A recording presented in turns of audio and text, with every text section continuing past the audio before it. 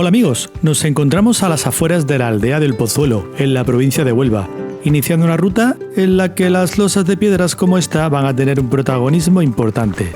Pues aquí estamos en el Pozuelo, vamos a ver el conjunto monumental.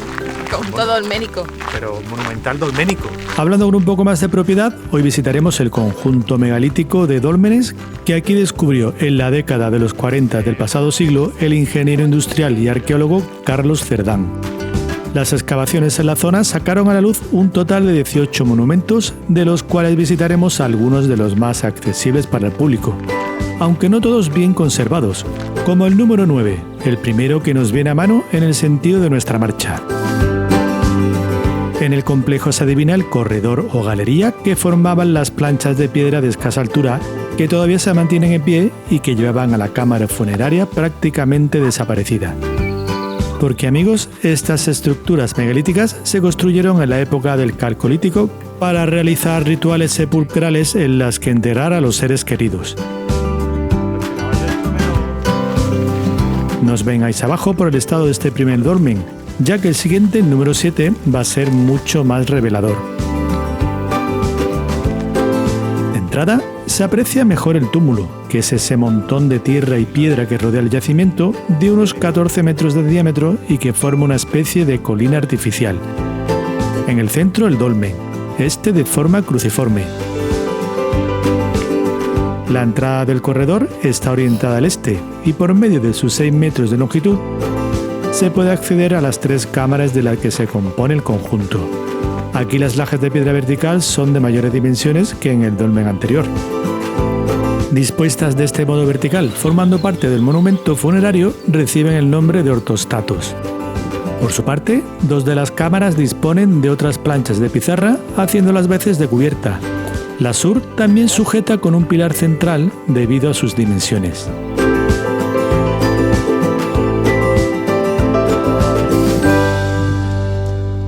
Cabe decir que los restos arqueológicos de los dólmenes 7 y 9 se enmarcan dentro de la unidad Z, o también conocida como el Riscal.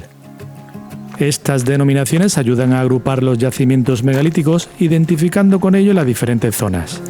Con todo, la ruta de hoy, además de proporcionarnos acceso a este patrimonio monumental, también nos permite disfrutar de un entorno natural bastante agradable, rodeados de jaras, pinos, alcornoques y encinas. En este sentido, buena parte del recorrido irá transitando por el Valle de la Ribera de los Pinos, cauce que alcanzamos una vez que finalizamos el descenso que nos dirige al sur. El arroyo, al igual que los dólmenes, parece haberse detenido en el tiempo, exhibiendo aguas casi inertes a la corriente.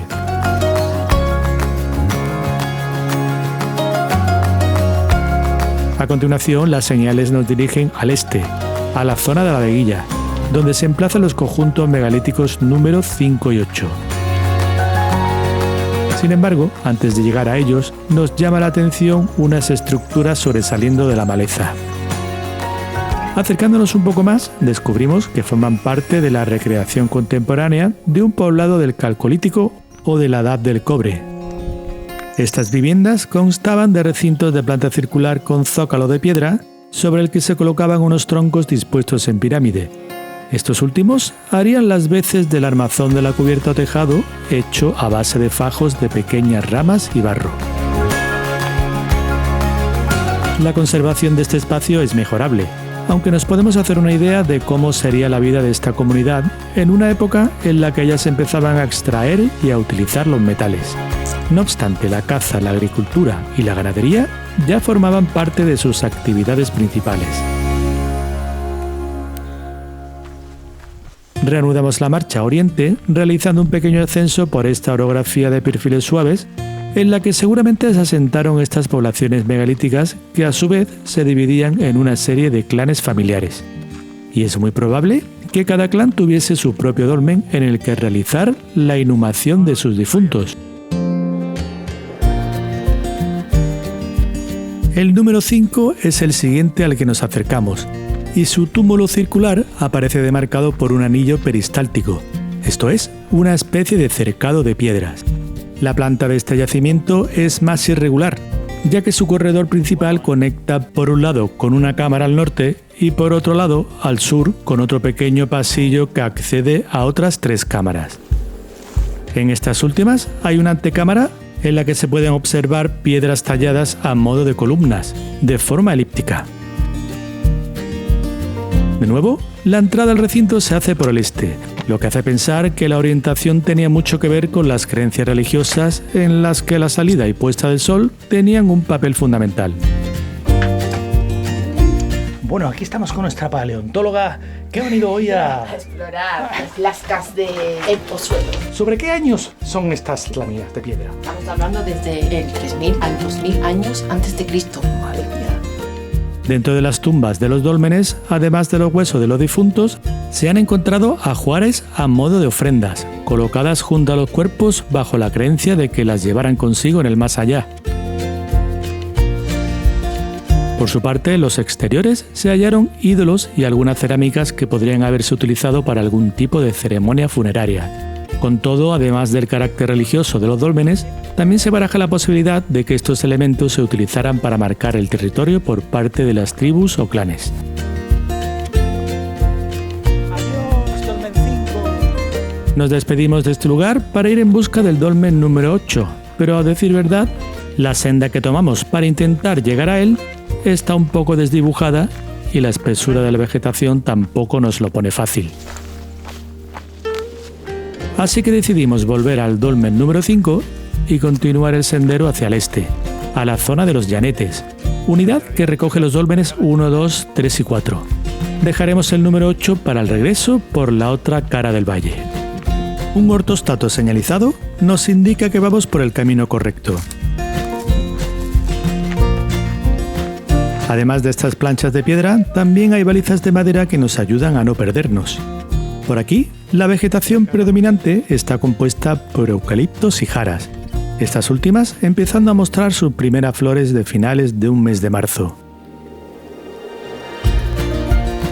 Aunque no afrontamos grandes elevaciones, hay pequeños repechos que sí requieren su esfuerzo, lo que concede cierta ironía al nombre de esta zona, los Llanetes. En cualquier caso, estas suaves ondulaciones del perfil vienen bien para dar un poco de brío al físico, que nunca viene mal. Y muy pronto nos acercan al hito natural del pantano El Vela.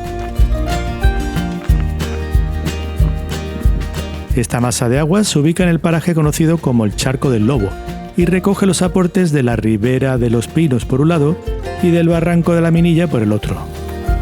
Sus aguas mansas bien sirven de espejo para este entorno donde puede presumir de su masa forestal al cobijo de un precioso cielo azul.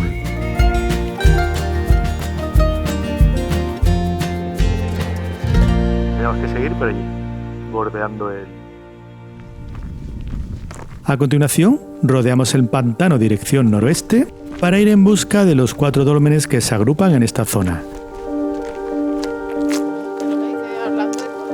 Cuando hagamos la ruta. Dólmenes 1, 2, 3 y 4. Tras recorrer 1 kilómetro, la ruta nos abre vistas hacia ellos, sobre los cerros que se levantan al oeste del barranco de Aguafría. A primera vista, los dólmenes 1 y 2 aparecen distanciados entre sí. No así el 3 y el 4, donde apenas les separan varios metros. El conjunto megalítico se encuentra a su vez en el centro de un grupo de cabezos de mayor altitud, como si se hubiera escogido intencionadamente el lugar para obtener la protección de la orografía. Sin embargo, luego los yacimientos aparecen totalmente expuestos, quizá buscando la protección del sol durante el día y la luz de las estrellas durante la noche. El dolmen número 1 es el que está ubicado a mayor altitud de los 4, y su imagen cautivadora abraza la memoria del tiempo, dando eco a aquellos ritos sagrados cuyas piedras fueron testigos. Ascendemos al yacimiento para posarnos en su túmulo y desvelar 2 cámaras paralelas dispuestas en orientación sureste. Lo más probable es que antes estuvieran conectadas por un corredor hoy desaparecido. A este dolmen también se le conoce como la Caseta del Moro, y nos sorprende la gran losa que hace de cubierta en la cámara norte, con 3,5 metros de largo por 125 centímetros de ancho. No deja de llamarnos la atención el trabajo colectivo que tuvo que realizar esta civilización para traer cerro arriba estos pesados bloques de piedra. Como podéis observar, desde aquí se domina buena parte de esta depresión, vistas no muy diferentes a las que también tienen acceso los yacimientos vecinos. Turno ahora para el dolmen número 2, situado a unos 100 metros al norte colina abajo. En su túmulo de unos 14 metros de diámetro, todavía se adivina el surco de su corredor orientado al este, en el que prácticamente han desaparecido todos sus ortostatos.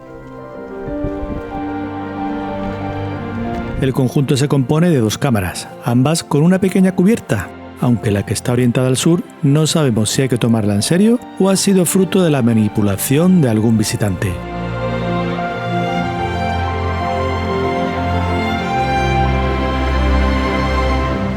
A continuación, para dirigirnos a los dólmenes 3 y 4, tendremos que realizar un pequeño descenso para después hacer otro tramo ascendente con el que alcanzar el cerro en el que se ubican.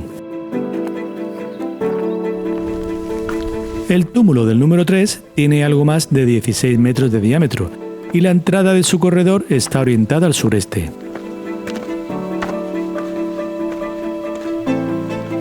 Posee 2 cámaras, siendo la sur la que conserva una cubierta en su acceso.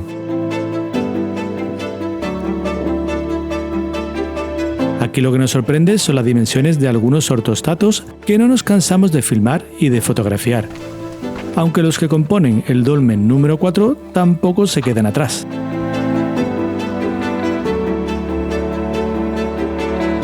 Este último yacimiento es un poco diferente, al menos lo que se conserva, donde se aprecia un pequeño corredor, una antecámara y una cámara de grandes dimensiones, de casi 3 metros de anchura, que todavía mantiene en pie varios pilares centrales que se encargaban de sustentar las cubiertas.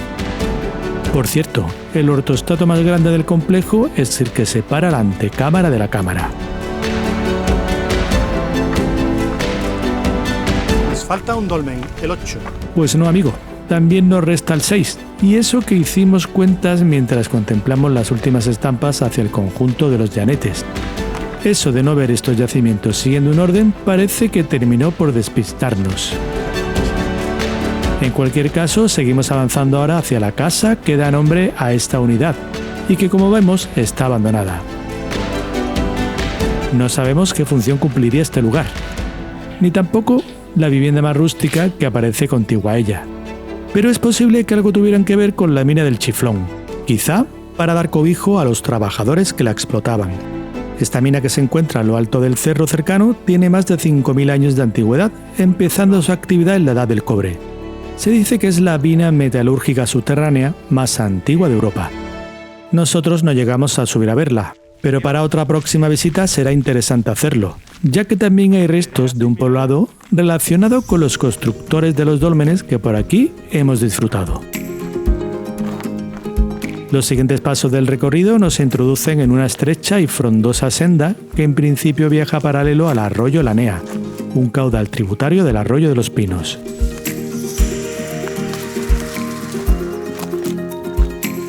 Casi sin darnos cuenta, nos colocamos en la orilla de este último, y debido a las exigencias del trazado, tendremos que vadearlo en más de una ocasión.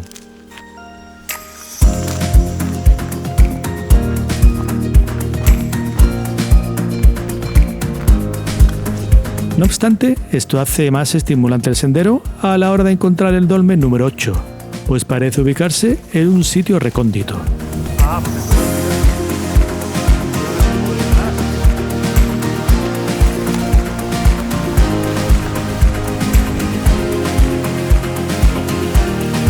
Por un momento llegamos a pensar que el yacimiento era este conjunto de piedras anegadas por el arroyo. Creíamos que era esto, Pero no, aunque no estábamos muy lejos. Ascendiendo unos metros más al norte, hallamos el monumento megalítico cercado por una valla metálica. Lamentablemente, desde esta distancia apenas podemos apreciar el corredor y la cámara que lo componen.